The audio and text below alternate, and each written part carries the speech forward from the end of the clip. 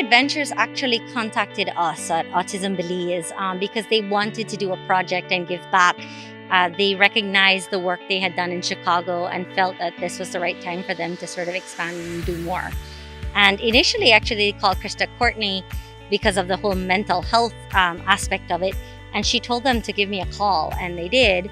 And we started talking about it. And at first, I'm excited, I want this, but I saw tremendous potential for this and growth. And it would be fine for Autism to Belize to open up and give a couple, give therapies, and that would have been wonderful. And that's what my parents need.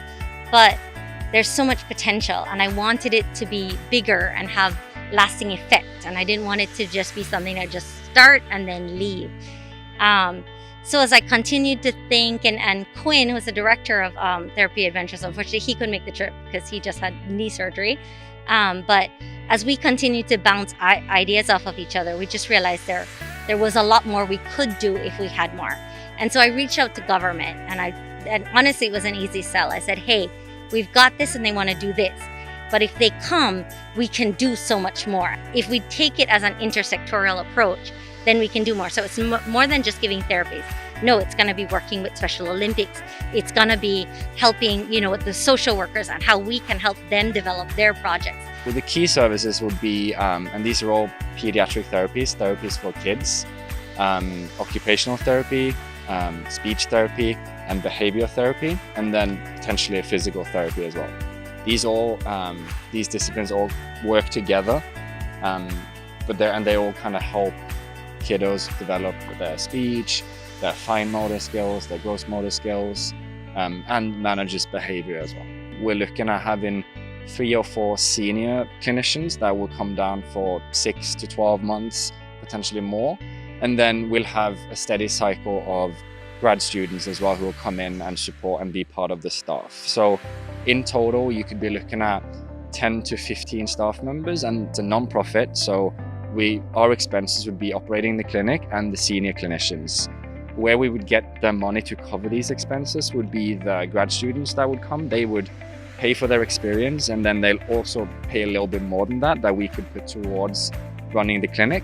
And then we'll also open for volunteers to come down and spend 1 or 2 weeks at the clinic and experience Belize. We'll kind of sell it as hey, this is a unique opportunity to see the country, to pursue your passion. If they're interested in speech therapy, occupational therapy, we can help them get into grad school. So for them, this could be a unique opportunity as well, and they would also pay for the experience, cover their expenses, and a little bit more, which would cover the cost of operating the clinic. At the university, we teach teachers at every level, from kindergarten, primary school teachers, high school teachers. So we teach teachers. So it's important for us to build our knowledge in special education. So by our teachers getting involved in this initiative, they can benefit when they teach our teachers.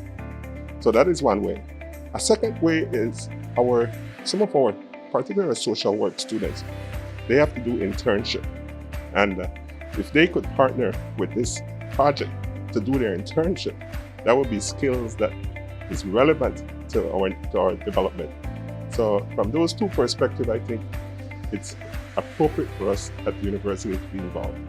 Our role as a ministry is to provide the office space.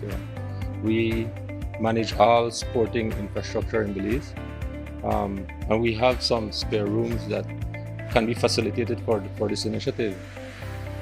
Where we try to bridge the gap is because we are also responsible for the Special Olympics. So we see the connection here in terms of providing or assisting and supporting the therapy aspect. And also, as a Department of Youth Services, we look at the potential of capacity building. We believe that the Special Education Unit in the National Resource Center for Inclusive Education is going to be able to be strengthened. The capacity will be built for the special ed officers who work with NARCI. We feel that in developing the skills of the workers, the officers, that we're going to be able to work better with the teachers in the classrooms. The provision of services here is going to strengthen the capacity of education services on a whole, because we know that these services aren't being offered, and we feel that wherever we can begin to extend the offer of services, what we're going to be able to improve what happens for all our children and all our young people indeed.